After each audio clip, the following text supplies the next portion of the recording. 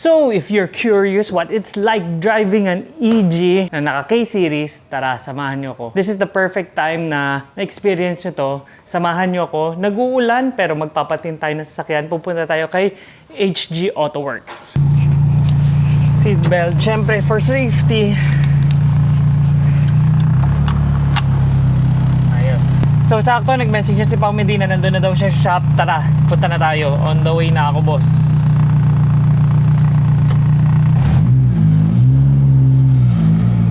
80 agad tayo. Tulen!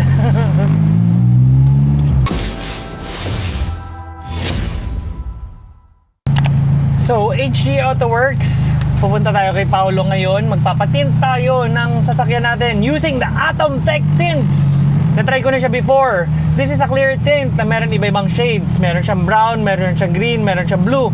Ang gagamitin natin ngayon for Chrissy is the clear green. Pero meron rin siya ng black, super black, dark black, mga ganon. Pero tayo, clear lang kapapakabit natin. So I've tested this tint before sa SIR ko and I really liked it. Kaya ngayon kakabit natin kay Chrissy is the same tint as before. Clear green shade ng Atom Tech. Pero while papunta doon, pag-usapan natin si Chrissy. Kung curious ka what it's like driving an EG hatch, here's a first-hand experience na pinadrive ko siya. So, we had this K-swap. Originally, naka B-series tayo na alam nyo na naman lahat, sumabog. Kung hindi nyo pa alam yon, panoorin nyo mga previous videos si Chrissy. Sobrang grabe pinagsamahan namin nito sa sasakyan na to in a short span of time. So, actually, 1 year na pala to si Chrissy, no? Nice. So, we got this last July. So, siguro, maggagawa tayo video na journey natin with Chrissy for a year. Kukwenta natin, pagbabalikan natin lahat ng pinagdaan natin, lahat ng ginawa natin, lahat ng pangyayari. Kung gusto nyo yun, comment down below na gusto nyo malaman yung backstory ni Chrissy. Gagawa natin ng video yan. So, can we daily an EG hatch like this? Oo naman. Para sa akin, oo naman. Do I want to daily it? Ang tanong. Kasi medyo may edad na tayo. Hindi man tayo kasing tandaan ni Tusog. Pero kung meron ka mang ibang kotse, kunyari, nandiyan yung FD, mas pipiliin ko dalhin yung FD kesa dito. Kasi unang-una, yung FD automatic, sobrang dali-dalin. Tapos komportable, malakas yung aircon. Although matagtag rin siya kasi naka-coilovers rin siya. Pero that's just my preference. Kung sakali nung time na bata-bata pa ako, kaya ko i-daily to. Sobrang bait ng kotse talaga.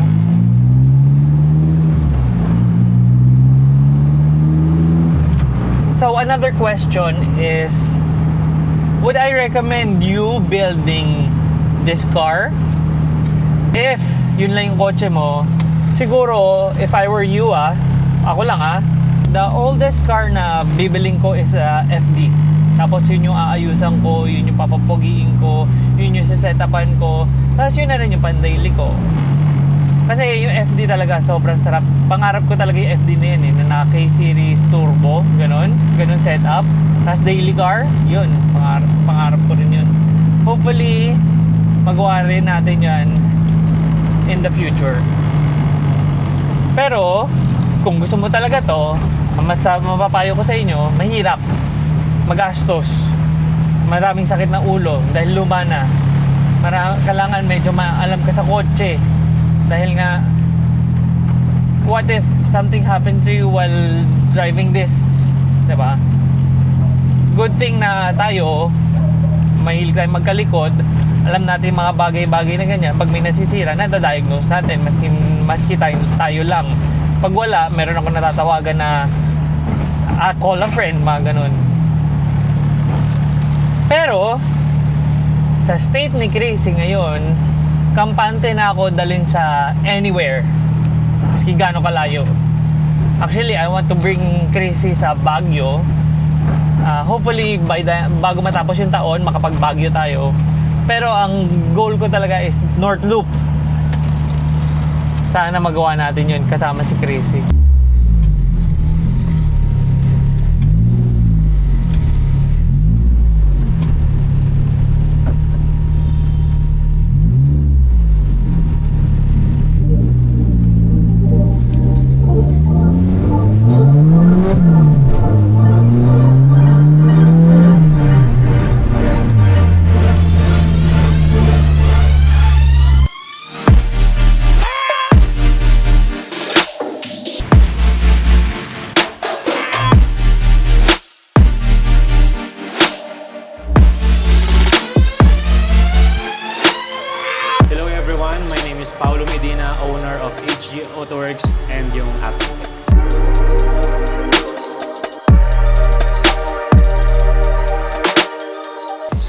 HG means honor God. So, gusto kasi natin na ino-honor si Lord sa lahat ng ginagawa natin.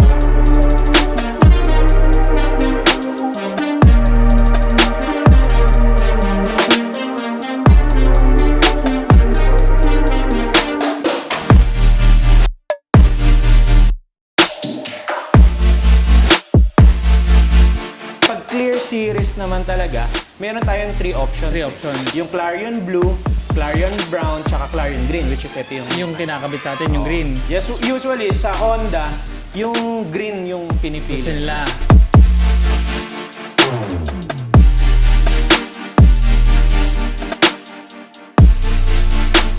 Iba naman, ang gusto nila talaga yung parang walang shade talaga. Neutral color, parang Oh, ganun. neutral. Ang tawag namin doon is yung para lang may term lang siya, clear brown.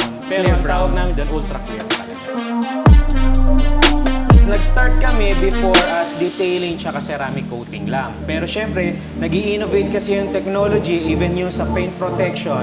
So from ceramic coating, naging ano na siya, kumbaga PPF na siya, which is Okay. yung paint protection film. Okay.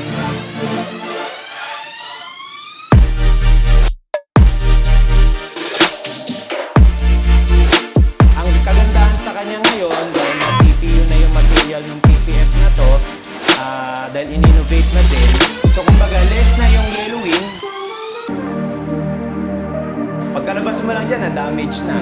Which is, iba naman yun, yung sobrang impact, let's say impact na lang, na kailangan palitan yung film. Wala kang babayaran, zero, as in zero. Okay. As part of the, ano namin, after sales na.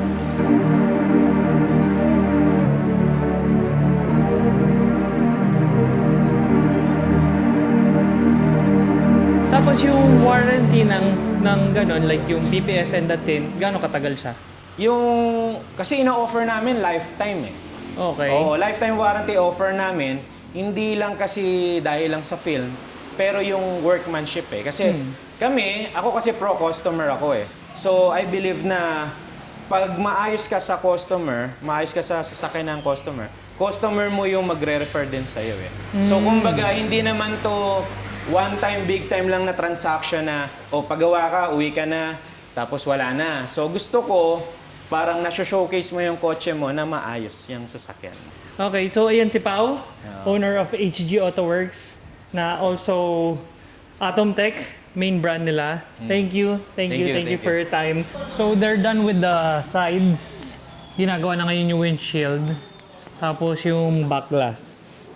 So ina-explain na sa akin ni Kuya na yung mga things to look out pag imperfection ng salamin, syempre, medyo nakaangat yung tint. Expected na yun, ganun. So, yeah. Bukas mo lang dito. Takto mo sa akin. Hirap na may ganitong ilaw. Kitang-kita mo lahat ng gasgas ng bubong ko, oh. Kaya kailangan natin pabalot yan, eh. Hirap ng naka-carbon roof. So, napagkwentuhan lang natin kanina yung regarding sa PPF. Ngayon, nasampulan pa tayo, guys. Ayun, oh. Yung bubong na natin na puro gas-gas, piniprepare na for PPF installation. Lakas natin kay Boss Pao. So, tapos na yung tent natin. Ayan, ah. So, wrap around green shade clear. Ayan, ah. Solid. Ewan ko kung nakikita nyo to sa video. Ito, na-buffing na. Dito banda, hindi pa. Ayan, o. Daming gas kasi, yun, o. Tapos parang medyo dull na yung pagkakintab niya. Ayan. So, yan yung finish na bago. Para pag binalutan na ng PPF, yung makikita, yung makintab, di ba? Solid. Ang hirap lang kasi ng carbon roof, lalo na item. Siyempre nakikita mo maski light scratches, nakikita mo na siya bumabakat na. Eh ako pa naman ang hilig ko magpatong sa bubong. So para maiwasan yung light scratches na yan at maprotektahan yung carbon roof natin, like na sinasabi ko sa inyo dati pa na kailangan ko ipa-PPF yan, in-offer na ni Pao yan. So since fairly new pa lang naman yung carbon roof natin, there's no need for extreme preparation. So binabuff lang nila para pag binalutan ng PPF is maganda siya at makinang. Kasi ang problema lang, medyo faded na siya. Tapos naaalis na itong buffing nila yung light scratches para nga pag binalot is maganda pa at buhay yung kintab niya. Pero for someone na magpapa-PPF full car, mas matindi yung preparation na ginagawa nila. Nakakatuwa, tignan yung bubong eh. Tintab eh. Kanina talaga, ang lalaan eh. So sa totoo lang talaga, hindi ko in-expect na magpapa-PPF tayo ng bubong ngayon. Ang alam ko lang talaga is magpapatint tayo. So talagang grabe. Lakas ko naman sa'yo. Ha? Ang lakas ko naman sa'yo. Siyempre. Ikaw pa ba? Grabe. Pag ganyan bagong PPF, may healing process, may curing process pa yan. Yes, may curing pa siya talaga. So, kunyari, ilalabas ko siya sa basa, okay lang yun? Maulanan? Oo. Actually, mas maganda hindi. Pero, let the film do that. Okay. Grabe. Hindi ko in-expect. 7 mil, meron din tayo na 8 mil. Meron din 9.5 mil. Malaki na difference yun ng mga ganon? Malaki Yung din. 7 to 8? Yes. Pero, isa kasi yung iba, overkill na eh. Ah, Ito, yung ikakapit natin, 8 mil. okay.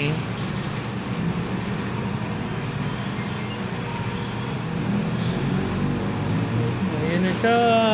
Kakabit na.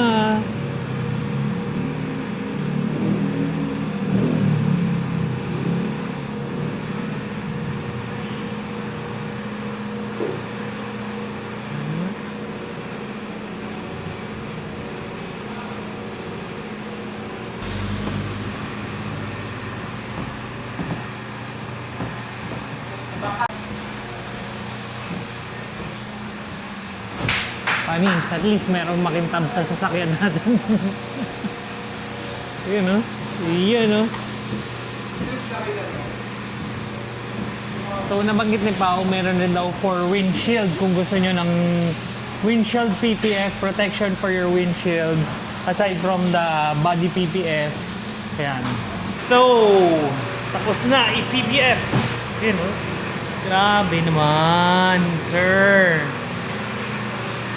Layo dun sa unang pasok niya. Sabi ko nung natapat lang dito sa ilaw mo, nakita ko lahat nung gas-gas, kupas. Layo. Ayun.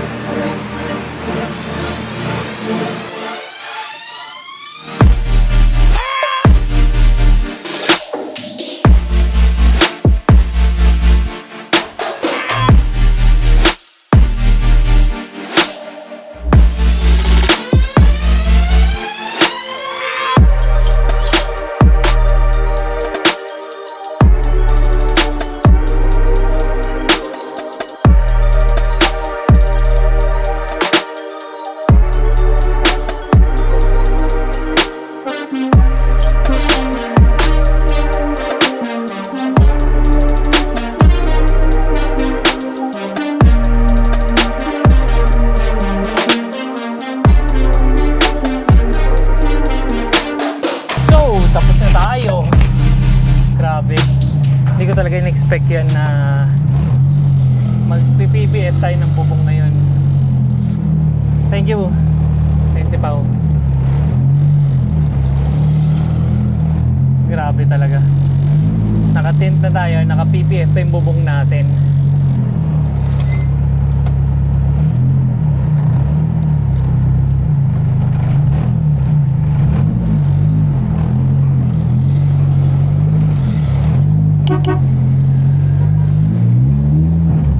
So that's it for this video. Madilim na. Ewan ko nakikita nyo pa yung daan. Pero ito na. So, masarap-sarap na to gamitin maski tirik yung araw. Pag tumigil yung bagyo, mararamdaman na natin yung pagkasulit ng Atom Tech. So kung kayo naghahanap ng somewhere, so kayo may plano magpatint ng mga sasakyan nyo, try nyo sa HG Auto Works. try nyo si Atom Tech or even magpa PPF, sobrang solid si Pao talaga. Talagang hindi ka niya papabayaan, lalo na yung after sales. Narinig nyo naman sa mga sinabi niya kanina, very important sa kanya yun. So I guess that's it for this video. Sana nag-enjoy kayo sa first hand experience driving an EG. Ano sa tingin nyo? Bibili kayo ng EG? Bubuo rin kayo EG? Ha? Sige nga, I dare you. Buo kayo ng ganito. Sakit sa ulo. Pero sulit. And enjoy. So, don't forget to like this video and don't forget to hit that subscribe button for more contents like this. More contents about Chrissy, about other businesses ng mga kaibigan natin. Support tayo dyan. So, catch you in the next one.